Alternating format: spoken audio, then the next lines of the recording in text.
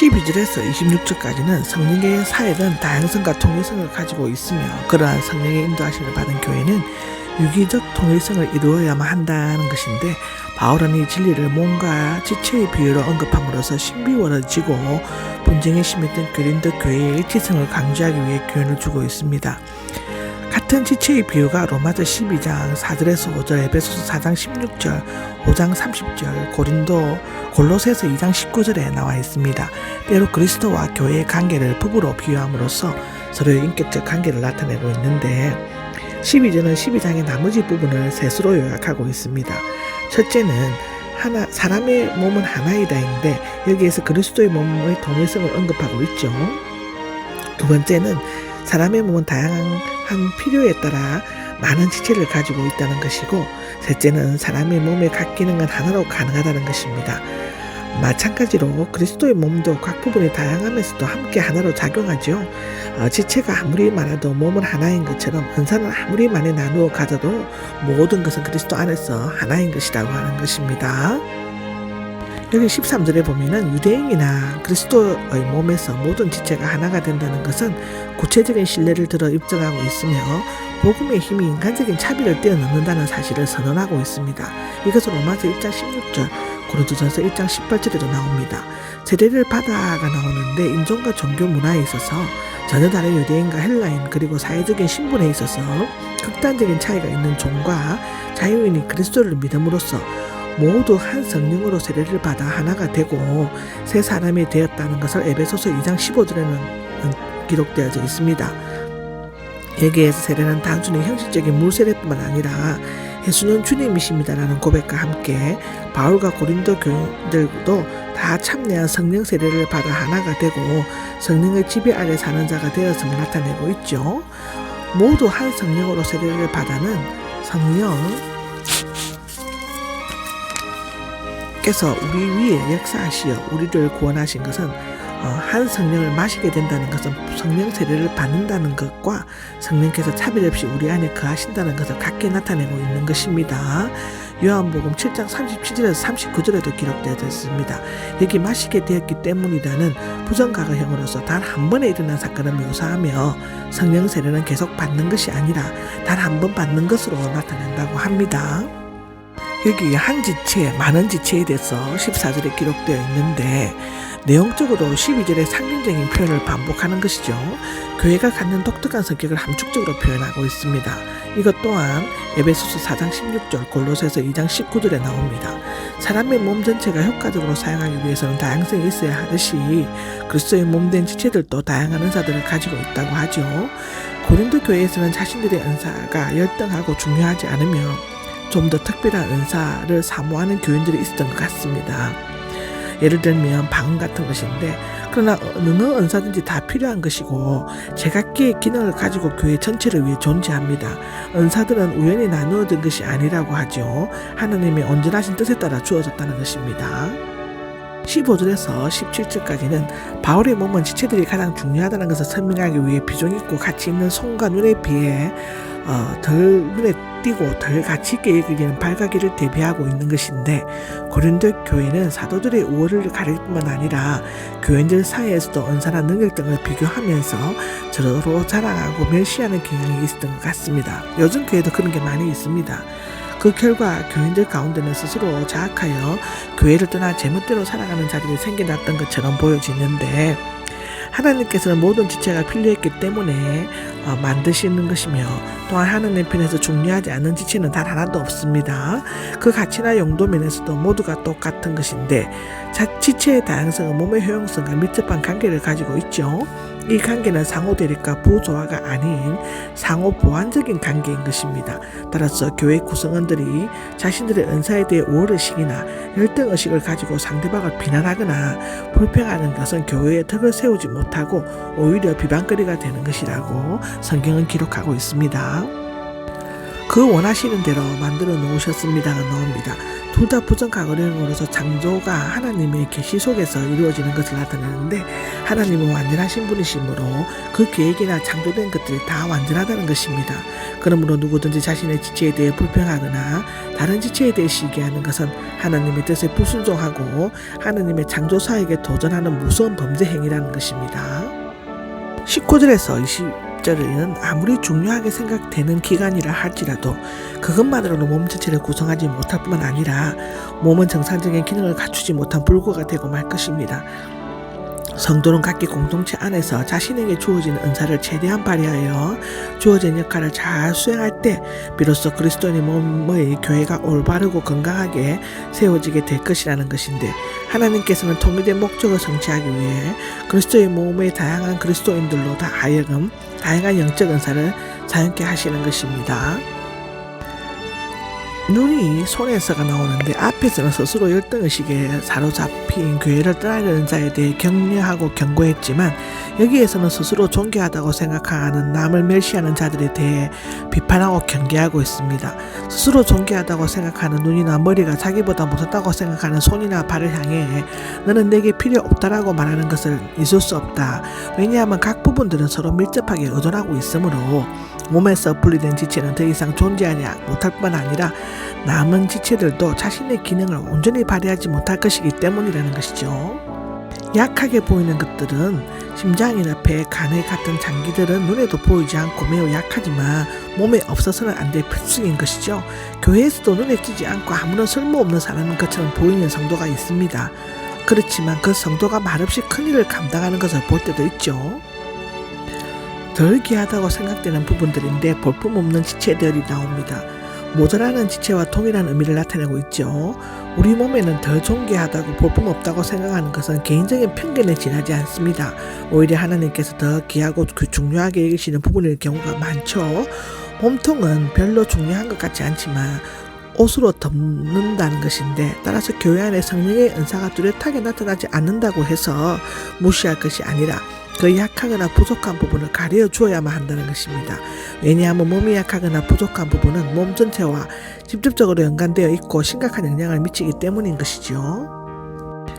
품이 있는 지체들이 나오는데 얼굴과 같이 아름다운 지체는 굳이 무엇으로 가려워야 할 필요가 없다는 것입니다. 완전하신 하나님께서는 사람의 몸을 짜 맞추실 때 의도적으로 고르게 하셨죠. 덜 중요한 역할을 맡긴 지체에게는 중요하게 맡긴 지체로 하여금 세심한 배려를 하고 존귀하게 여기게 함으로써 모든 지체가 동등하게 되도록 조절해야 하는 것입니다. 분열이 없게 하시고가 나오는데 하나님께서는 교회 안에서 강한 신자가 약한 신자를 배려하고 돌봐줌으로써 분열이 없게 하고 서로 동일한 관심을 가져 화평을 이룰 수 있게 하신다는 것입니다. 모든 교회가 이러한 하나님이 깊고도 놀라운 창조의 비밀을 올바르게 깨닫고 실천하게 된다면 지상에 있는 교회는 뜻이 하늘에서 이루어진 것 같이 땅에서 이루어지는 교회의 천국을 이룰 수 있을 것입니다. 한 지체가 기뻐합니다인데 앞에 지체들이 서로 동일한 관심을 가지도록 하셨다는 것을 구체적으로 설명하고 있습니다. 첫째로는 한 지체가 고통을 당하면 모든 지체가 고통을 당한다는 것입니다. 지체들은 각기 대립하거나 독립되어 있지 않고 서로 유기체적으로 공동체적인 긴밀한 연관성과 공동의 감정을 가지고 있죠. 교회 일원이 은사를 충분히 발휘하지 못하거나 고통을 당하게 되면 교회 전체에서도 그렇게 영향을 미친다는 것입니다. 한 지체가 영광을 받으면 모든 지체가 함께 기뻐한다 하는 것은 고통을 같이 나누고 영광을 함께 기뻐함으로써 교회는 일치를 이루게 된다는 것입니다. 따라서 약한 지체가 있는 것은 오히려 교회의 일치와 화평에 큰 도움이 된다는 얘기입니다.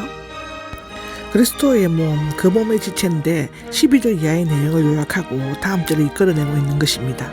교회의 일치와 다양성, 상호 의존성 등을 종합적으로 명시하고 있는 것이죠. 여기 소유격 그리스도는 그리스도의 소유와 권위, 절대 주권을 나타냅니다. 그리스도의 몸인 교회는 전적으로 그리스도에게 속해 있으며 그리스도가 머리로서 지배하는 산 공동체인 것이죠. 이것 또한 에베소서 1장 22절, 골로새서 1장 24절에 나옵니다. 신자는 그리스도의 몸, 교회 전체인과 동시에 그 지체의 각 구성원인 것이죠. 따라서 몸의 각 지체는 자신이 중요한 부분이라고 해서 교회 전체라고 주장할 수 없고 보잘것없는 부분이라고 해도 교회 구성에서 제외될 수는 없는 것입니다. 교회 안에 몇 사람이 나옵니다. 8절에서 10절에 이어 성령의 은사를 구체적으로 살려나가는 직분에 대한해서 언급하고 있는데 바울은 이미 3차례에 걸쳐서 은사가 사람이 아닌 하나님에 의해 주어지는 것임을 밝히고 있죠. 여기에 나열된 직분들, 즉 은사들은 이미 7절에서 10절에 언급된 5가지 은사들과 3가지 은사들인데 이 밖에 로마서 12장, 베드로전서 4장에도 언급되고 있으며 교사의 은사는 모두 취급되고 있습니다. 처음 3가지 은사의 순서는 첫째는 붙어 있는 것은 고린도 교회에서 더 중요한 것이 로 취급되었으므로 강조하기 위한 것일 수도 있으며 이런 큰 은사들을 받기를 열심히 바라십시오라고 가르치고 있습니다.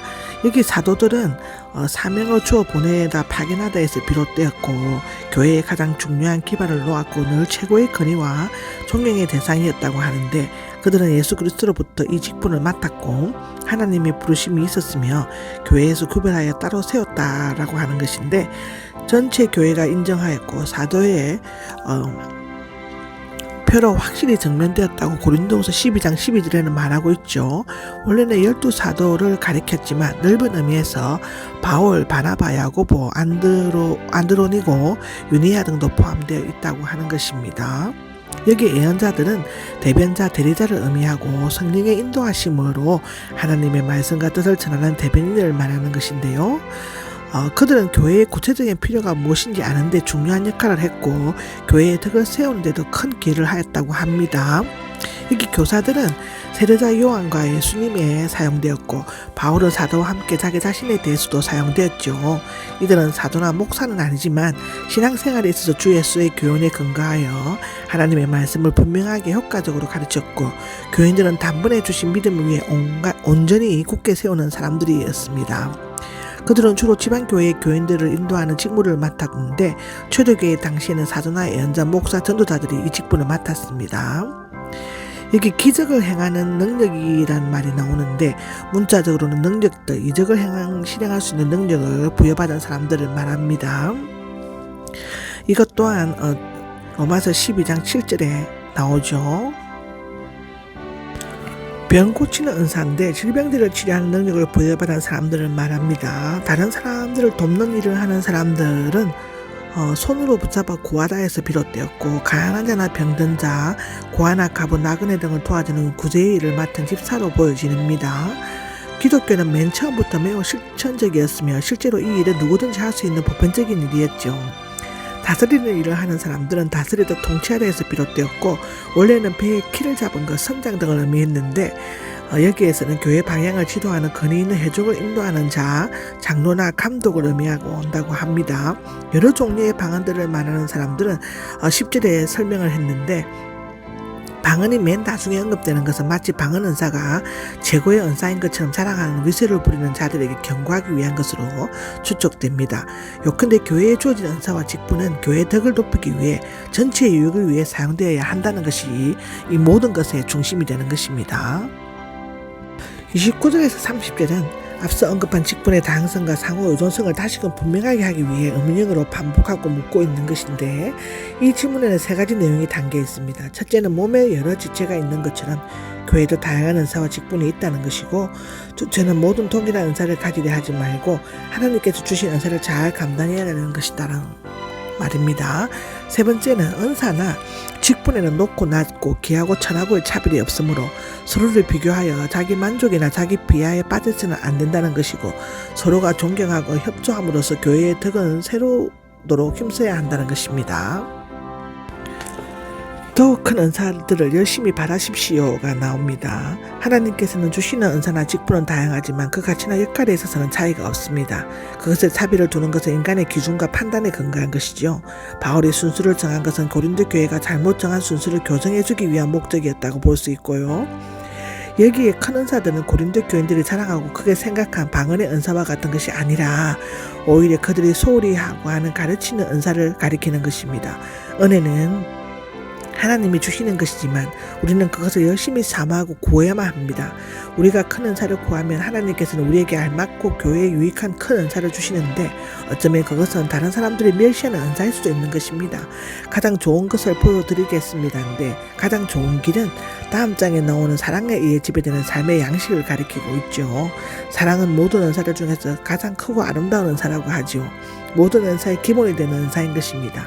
사랑은 누구든지 할 수 있는 보편적인 은사이고 사랑만 있으면 성령의 은사를 둘러싼 고린도 교회의 여러 문제들도 다 해결될 수 있다고 우리는 성경에 기록되어 있는 것을 볼 수 있습니다.